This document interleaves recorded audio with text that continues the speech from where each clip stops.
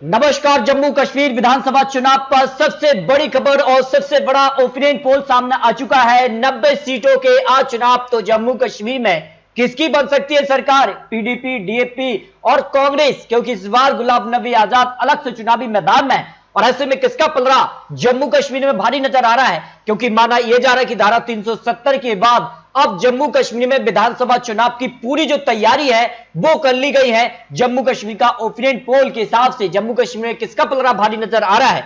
क्या PDP, BJP, Congress, DAP party इस बार चुनावी मैदान में उतरने से किसे नुकसान हो सकता है? इस पर सबसे महत्वपूर्ण विश्लेषण और सबसे बड़ी खबर जम्मू कश्मीर विधानसभा चुनाव पर आ चुकी है। जम्मू कश्मीर में चुनाव पर इलेक्शन कमीशन का जो बयान है उस हिसाब से जम्मू कश्मीर में जो प्रक्रिया है चुनाव की वो पूरी हो चुकी है, और ये माना जा रहा है कि कहीं ना कहीं कर्नाटक विधानसभा चुनाव के बाद जो विधानसभा चुनावों में गैप है उसी गैप के बीच यहां जम्मू कश्मीर विधानसभा चुनाव पर यहां तारीखों का ऐलान हो सकता है। जो बड़ी खबर यहां निकलकर सामने आ रही है, तो जम्मू कश्मीर विधानसभा चुनाव आज हो जाते हैं तो फिर किसकी बन सकती है सरकार? क्योंकि गृह मंत्री का मिशन जम्मू कश्मीर में, और जिस कहा से धारा 370 खत्म करने के बाद अब विधानसभा चुनाव की यहां तैयारी हो चुकी है, और ऐसे में अब यहां पर चुनावी जनसभाएं भी देखने को मिल रही हैं। तो किसके दावे में कितना दम है? क्योंकि काफी कुछ हलचल हुई है, नए कश्मीर के लिए नए वोटर्स भी जुड़े हैं, लेकिन किसके साथ जा सकते हैं? जिस कहा से यहां पर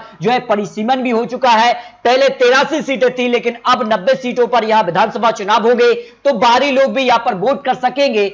तो इसका कितना फायदा किसको मिल सकता है? जिसका से प्रधानमंत्री मोदी जी ने यह दावा किया है कि जम्मू कश्मीर विधानसभा चुनाव में एक बड़ी जीत की तरफ वो बढ़ने जा रहे हैं। तो गुपकार गठबंधन, क्या 7 पार्टियां मिलकर एक बार फिर से चुनाव लड़ेंगे? यह भी महत्वपूर्ण हो जाता है, जिसका से यहां पर विधानसभा चुनाव की तैयारी देखने को मिल रही है। क्योंकि जम्मू कश्मीर विधानसभा चुनाव पर जो सवाल है कि कौन जीत सकता है, इसके भी आंकड़े सामने आ चुके हैं। अगर पुराने आंकड़ों में बात की जाए तो यहां पर 2014 में यहां लास्ट विधानसभा चुनाव हुआ था, तब यहां पर 87 सीटें थी, लेकिन अब कुछ सीटें बढ़ा दी गई हैं यहां पर परिसीमन के बाद। तो ऐसे में किसका पलड़ा भारी नजर आ रहा है? देखिए 2014 की अगर बात की जाए तो यहां पर पीडीपी ने 28 सीटें हासिल की थी, जबकि बीजेपी ने 25 और यहां नेशनल कॉन्फ्रेंस ने 15, कांग्रेस ने 12 सीटों पर जीत हासिल की थी। लेकिन तब से अब में काफी बदलाव देखने को मिला है, और इस बार माना जा रहा है कि कहीं ना कहीं परिसीमन के बाद अब 90 सीटें जो कर दी गई हैं उसमें बीजेपी को यहां जमकर फायदा मिलने जा रहा है। तो किसके दावे में कितना दम है, इस पर देखिए डीडीसी चुनाव भी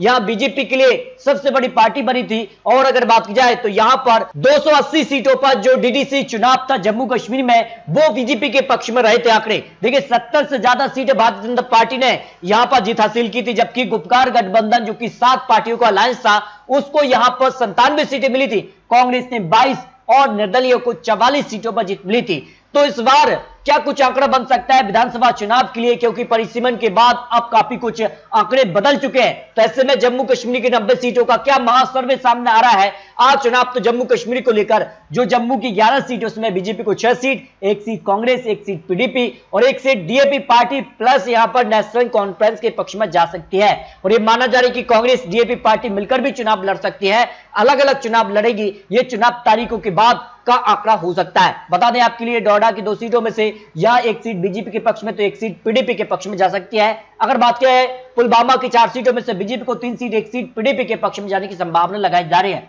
जबकि बड़ग्राम की 5 सीटों में से बीजेपी को यहां पर 4 सीट जबकि पीडीपी को यहां पर 1 सीट की संभावना जम्मू कश्मीर विधानसभा चुनाव पर जो सर्वे सामने आ रहा है। बांदीपुरी की 3 सीटों में से बीजेपी को 2 सीट जबकि 1 सीट पीडीपी के पक्ष में जाने की संभावना दिखाई दे रही है।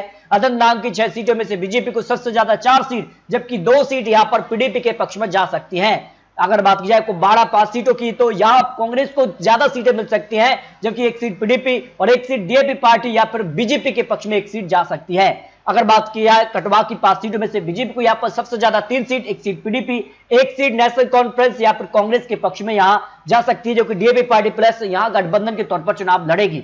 गदरबली की 2 सीटों में से यहां बीजेपी को 1 सीट पीडीपी के पक्ष में जाने की संभावना लगाई जा रही है।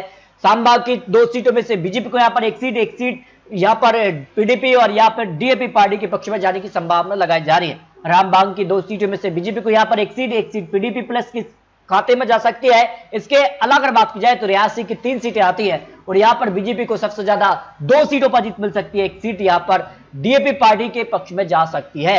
राजौरी की 4 सीटों से बात की जाए तो बीजेपी को यहां पर 3 सीट, 1 सीट यहां पर डीएपी प्लस या नेशनल कॉन्फ्रेंस के पक्ष में जाने की संभावना लगाई जा रही है। लेकिन 2 सीटों की बात की जाए तो यहां पर 1 सीट कांग्रेस के पक्ष में और 1 सीट यहां पर नेशनल कॉन्फ्रेंस यहां पर डीएपी पार्टी के पक्ष में जा सकती है।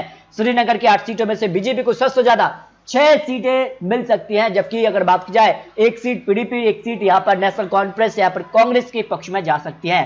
शोपिया की 2 सीटों की बात की जाए तो 1 सीट बीजेपी यहां पर डीएपी पार्टी के पक्ष में 1 सीट पर जीत की संभावना हो सकती है। इस तरह से जम्मू कश्मीर की सभी सीटों के जो ओपिनियन पोल है उस पर आपसे जो सवाल पूछा था कि जम्मू कश्मीर विधानसभा चुनाव कौन जीत सकता है, इस पर देखिए भारतीय जनता पार्टी का आंकड़ा 59% लोग मान रहे हैं कि भारतीय जनता पार्टी जम्मू कश्मीर विधानसभा चुनाव जीत सकती है। उस हिसाब से भारतीय जनता पार्टी को करीब 55 सीटें मिल सकती हैं, जबकि कांग्रेस पार्टी को यहां 32% लोगों का मानना है, उस हिसाब से कांग्रेस को 28 सीट, पीडीपी पार्टी को 4% लोग का मानना है, उस हिसाब से 3 से 4 सीट, 4% नेशनल कॉन्फ्रेंस को तो 3 से 4 सीट उनके पक्ष में जा सकता है। अन्य की बात की जाए 102 सीट अन्य के पक्ष में जा सकती है।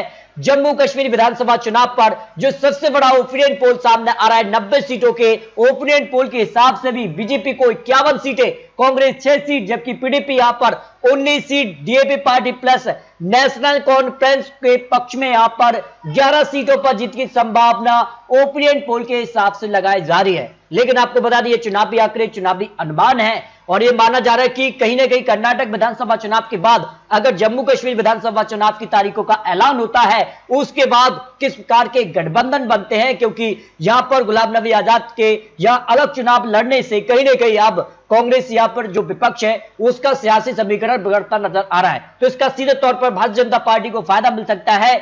आज चुनाव जम्मू कश्मीर में बीजेपी सबसे बड़ी पार्टी बन सकती है, बहुमत का आंकड़ा बीजेपी को जम्मू कश्मीर में मिल सकता है। लेकिन दोस्तों आपको क्या लगता है, अपनी राय कमेंट बॉक्स में जरूर किए। मिलते हैं दोस्तों लेटेस्ट और महत्वपूर्ण विश्लेषण के साथ, तब तक के लिए जय हिंद, जय भारत।